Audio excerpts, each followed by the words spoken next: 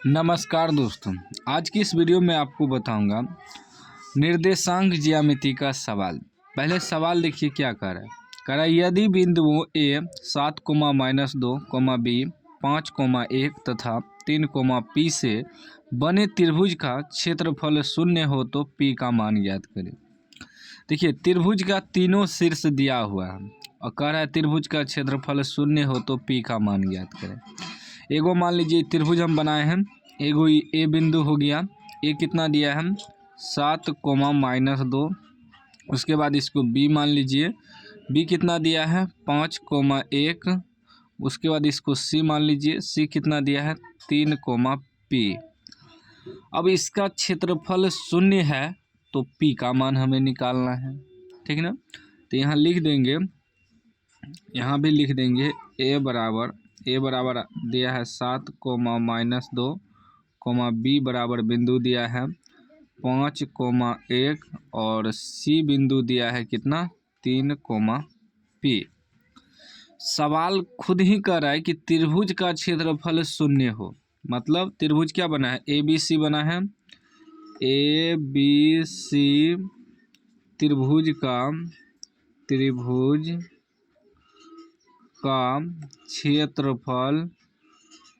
क्षेत्रफल बराबर 0 है, सवाल ही कह रहा है।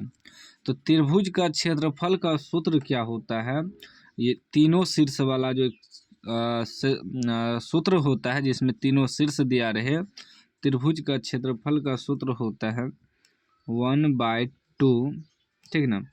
बड़ी ब्रैकेट x1 फिर ब्रैकेट में y2 घटा y3, ठीक। उसके बाद प्लस x2 फिर ब्रैकेट में y3 घटा y1, ठीक। उसके बाद प्लस x3 फिर ब्रैकेट में y1 घटा y2, ठीक ना। यह सूत्र होता है। इतना बराबर क्या रखेंगे 0 रखेंगे, यहाँ 0, क्योंकि इस त्रिभुज का क्षेत्रफल हुआ। सवाल में कह रहा है त्रिभुज का क्षेत्रफल शून्य हो तो त्रिभुज का क्षेत्रफल बराबर 0 रखेंगे, शून्य रखेंगे, ठीक ना। अब बैठाइए तो 1/2 x1 इसमें, एक मिनट, x1 हम निकाले ही नहीं सवाल में।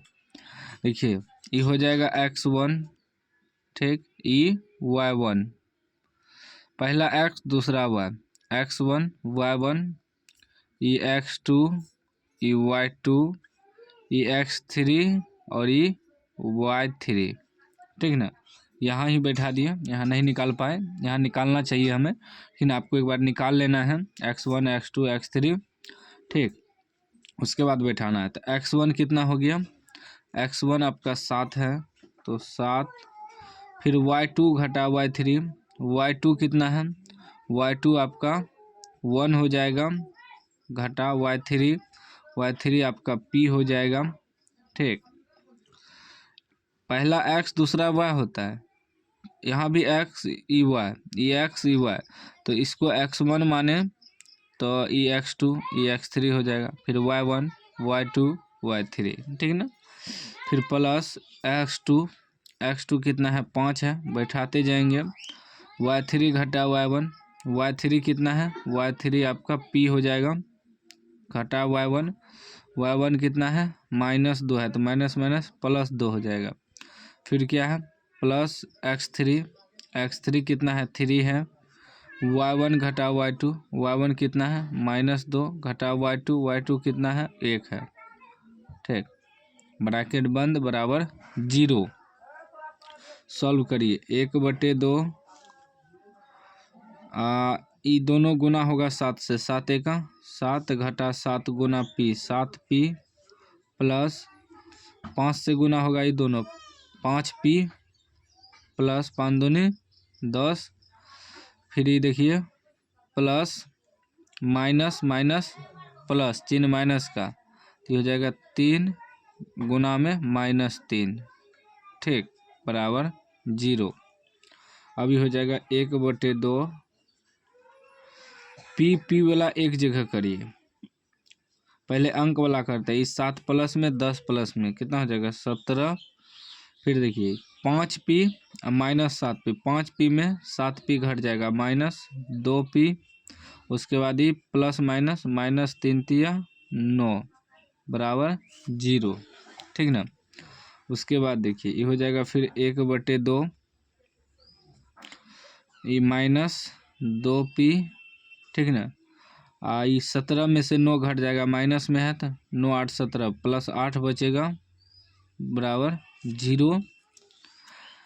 उसके बाद देखिए ये 1 से गुना हो जाएगा तो माइनस 2p प्लस 8 के बटे में 2 आ जाएगा बराबर 0। तो माइनस 2p प्लस 8 बराबर जब करेंगे ये उधर 0 से जाके गुना होगा क्योंकि इधर भागा है, तो ये हो जाएगा माइनस 2p प्लस 8 बराबर 0 से गुना करेंगे 0, माइनस 2p बराबर जब निकालेंगे तो उधर जाएगा तो माइनस 8 हो जाएगा, प्लस 8 है तो जब p बराबर निकालेंगे तो माइनस 8 इसके बटे में माइनस 2 आ जाएगा, तो माइनस माइनस भी कट जाएगा, 2 चौके 8 भी कट जाएगा, यानी p का मान कितना आ गया 4। यही आपका आंसर हो गया, p का वैल्यू मालूम हो गया, ठीक ना।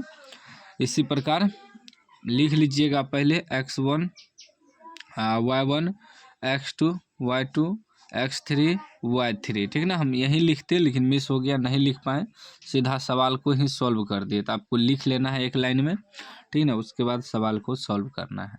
तो उम्मीद है आप समझ गए होंगे, समझ गए हैं तो लाइक कर दीजिए, चैनल को सब्सक्राइब कर दीजिए और घंटी को दबा के ऑल कर दीजिए।